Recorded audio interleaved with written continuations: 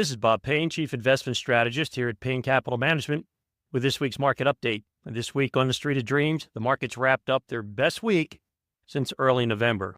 Both stocks and bonds benefited from positive news across earnings, macroeconomic, and geopolitical fronts.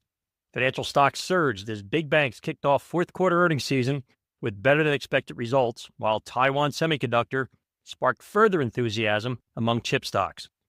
Bonds rallied as December CPI was cooler than feared. Additionally, Israel and Hamas agreed to a ceasefire after 15 months of conflict. The Dow Jones Industrial Average gained 334 points this week. The S&P rose by 1%, and the Nasdaq finished 1.5% higher. The S&P and Dow had their best weeks since early November. Bond yields were down for the week, with the 10-year yield falling to 4.6%, while the 30-year dropped below 5% once again.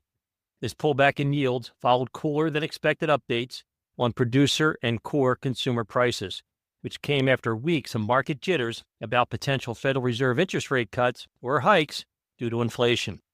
Stock market will be closed on Martin Luther King Day in the U.S. on Monday. When it reopens on Tuesday, Donald Trump will be president.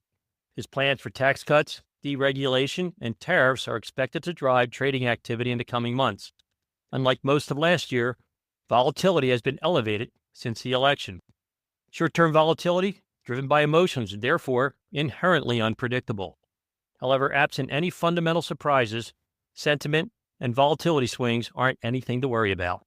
Short-term volatility is simply noise, and long-term investors should navigate it by staying fully invested and using any short-term pullbacks to their advantage.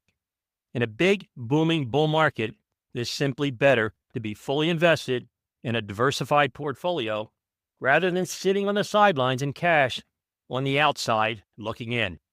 Currently, more than $8.8 trillion is parked in money market funds and CDs. Remember, bull markets never let you in. A lesson I believe that $8.8 trillion in cash and cash equivalents will recognize sooner, not later.